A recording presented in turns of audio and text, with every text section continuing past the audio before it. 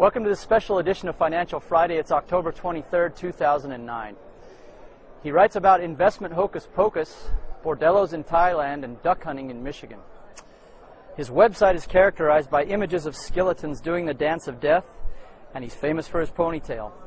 But he's also famous for advising his clients to get out of the stock market 1 week before Black Monday hit back in October of '87, and for being one of the bigwigs at Drexel, Burnham and Lambert back in its heyday. Most recently, he correctly predicted the low point of the current financial crisis on March 9th of this year.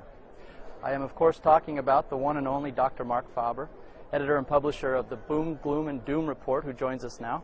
Mark, welcome. Thank you. I'm sure there's a Pleasure lot to be here. Thank you, and I'm sure a lot of things I didn't say about your past in that introduction. Actually, I never went duck hunting, but I went to see animals in Africa and elsewhere in the world. And so you've written about that, and let me ask you, you know, in the most recent version of the Boom, Gloom, and Doom Report, yes, you do it again. You start out writing with an anecdote about mercenaries in Afghanistan, yes, yes, and soldiers for hire. Yes. You've obviously not been duck hunting, but you've written about it, and you've yes, written about bordellos. What does this have to do with serious investing? Well, because if I were an investor, I wouldn't pay much attention to what Mr. Bernanke says and does. He will print money, that is clear. But aside from printing money, there are lots of other factors that will influence investment markets, which include commodities, equities, real estate, art prices, and bond prices. And geopolitics is obviously one of them.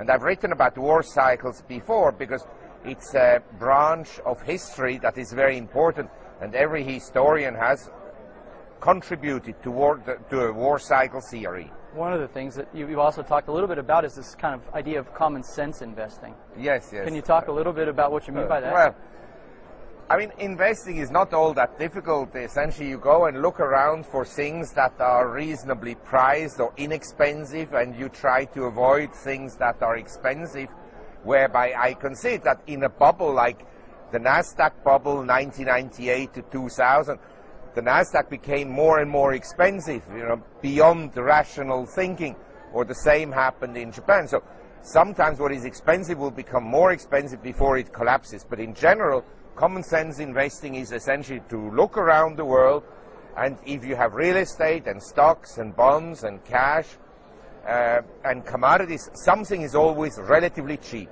Does that mean that the man on the street sometimes is maybe better suited to make good investment decisions than the big experts? I tell you, he's not sometimes better suited. He's much better suited than any banker or financial man because he has common sense. And you have to understand, the individual in the street, he's not under performance pressure. The fund manager, if he's out of the market when the market goes up for 3 months, he loses his clients.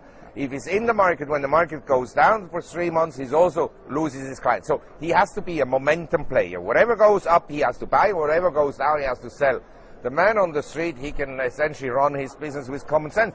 And the worst people in terms of common sense and running the global economy are central bankers, notably Mr. Bernanke.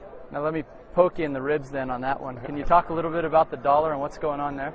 Well, I mean, the dollar, as you know, has been weak since 1971.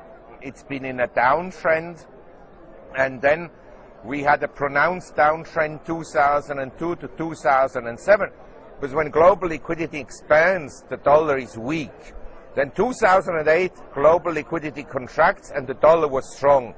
And since March of this year, asset markets go up again and the dollar is weak.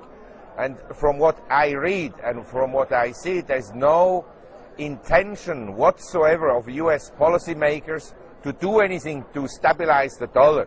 They'll continue to print money, and I think long term, my end value for the dollar is zero. Zero. When is that going to happen? I mean, let me not ask tomorrow, but obviously not tomorrow. 30 years, what are we well, talking about? I think in like 10 years, 12 years time, the US dollar will be like wallpaper. Yeah. When is the US dollar no longer... For people who have bad taste, they use it as wallpaper. When is the US dollar then not the reserve currency anymore in the world? Well, I think it's starting now that it loses its influence. You know, a lot of people, the sovereign funds, they are concerned about their dollar holdings. The central banks in Asia are concerned about their dollar holdings. But it's not easy if you have $2 trillion worth of reserves to move it all out the next day. But basically the fact that since Christmas 2008, since the beginning of the year, commodity prices have gone up so strongly, like oil is up from $32 to $80, and other commodities have also doubled, like copper, is a sign that shows that the function of paper money, US dollars, as a store of value is no longer there. So people say to themselves, I'd rather keep my money in physical copper or in physical gold or in physical whatever it is, real estate or equities, than in US dollar cash. Let me ask you this question. For the investor who has a large portfolio, wants to have a diversified portfolio, what's a general strategy that they should be looking at in the next 5 to 10 years? Well, does he have a cash flow, this individual? How old is he? What is his risk profile? But in general, my view is that today, if I look at the world, we have the emerging market complex, the emerging economies. They have today higher car sales than the developed countries. They have a higher energy consumption than the developed countries. So in other words, as an economic bloc, they're no longer the poor cousin of the rich Western world. They have become very economically important. And so as an investor, for the equity portion you should have at least 50% of your equities money in emerging economies, including Asia, of course, part of it in Latin America. I think Brazil is really emerging as a very interesting long-term growth story. Also Africa and parts of Central Asia, the Middle East, Russia and so forth, and have less money in the developed countries' stock markets. And then I would have real estate in Asia, because the urbanization rate in Asia is very low. There's 700 million Indians that live in the countryside.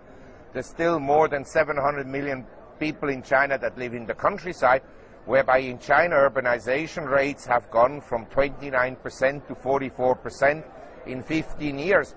So the people move to the cities, so you need housing, you need infrastructure, you need condo projects, you need shopping centers, and so forth and so on. Yeah, great.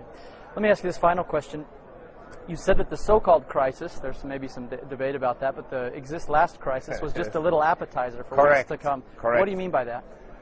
I mean that basically the sad part of the current crisis was that no problems were solved, but they were postponed. In other words, what led to the current crisis, namely excessive credit growth between 2000 and 2007, that hasn't been addressed.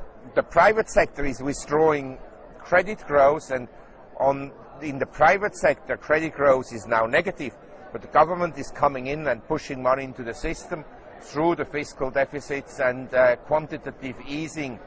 And I think this will lead to another disaster down the line. Now, Marc, I ask myself, what do you give the man that has everything? And I know that your reports are sometimes a little more gloomy and doomy than they are boomy. So I want to give you this little gift. Thank you for joining us. This little guy is called a Hoptimist. Yes, Optimist. That's great. He's a little piece of Danish design. Okay. That'll hopefully thank you very help much. you be a little bit more optimistic in the future. Thank you. Thanks for being here. There you have it, a little bit from Dr. Faber, the inimitable Dr. Faber. This is Financial Friday for this week. We're coming to you from the Euro Finance Conference in Copenhagen. Thanks for being with us.